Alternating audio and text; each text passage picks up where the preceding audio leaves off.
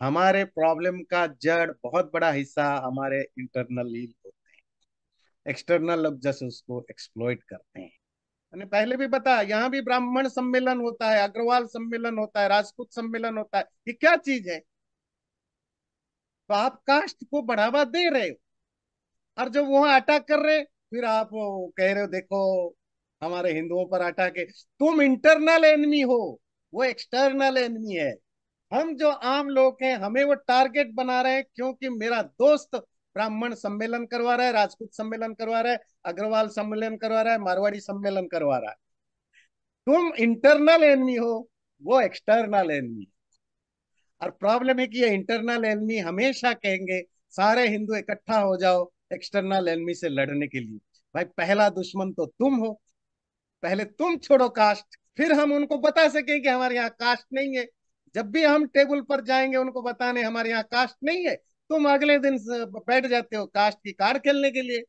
इसी तरह ये जो गोमेध अश्वमेध यज्ञ में हिंसा, ये इंटरनल प्रॉब्लम है। सारे संस्कृत डिपार्टमेंट में वेद पढ़ने वाले वेद के पंडित यही पढ़ाते हैं, और बड़े प्राउडली कहते हैं कि अश्वमेध होना चाहिए, गोमेध होना चाहिए।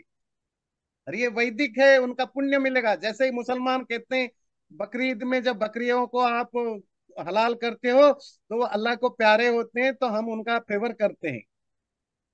इसी तरह ये हिंदुओं में जो सो कल्ड पंडित हैं, जो सरकारी तनख्वाह लेते हैं, 1.5 लाख 2 लाख की लेके प्रोफेसर बन के बैठे हैं, वो अपने क्लास में बच्चों को पढ़ाते हैं ये अश्वमेध गोमेध जस्टिफाइड है।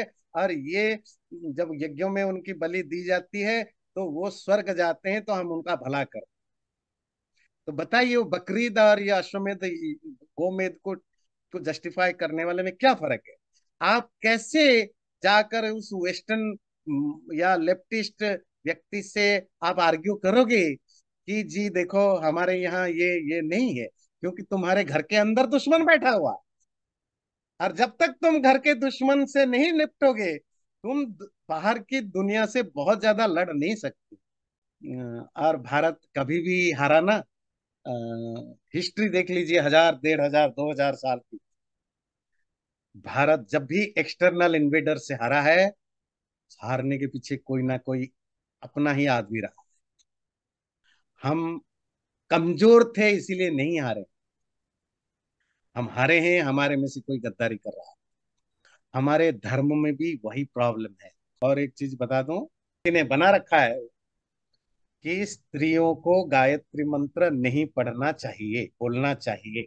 उसने 8 10 जो आज के डेट में बड़े बड़े संत हैं, महात्मा हैं, शंकराचार्य हैं, कथावाचक हैं, जो बहुत पॉपुलर है, किसी ने एक कंपाइल कर रखा है कि स्त्रियों को नहीं पढ़ना चाहिए, क्यों नहीं पढ़ना चाहिए, अलग अलग रीजन दे रखे हैं।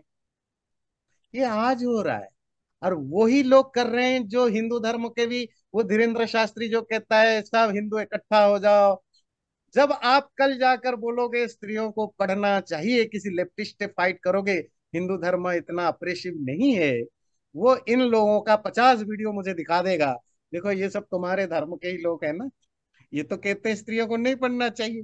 तुम अकेले बोलने से कैसे मान जाएंगे कि हिंदू धर्म अप्रेसिव नहीं है? आप समझ पा रहे हैं हमारे दुश्मन कहाँ बैठे हैं? जिनकी पूजा हम करते हैं वही हमारे दुश्मन है। जो कहते हैं तुम्हारा हिंदू धर्म की रक्षा मैं करने आया हूं, वही सबसे बड़ा दुश्मन बन के बैठा है।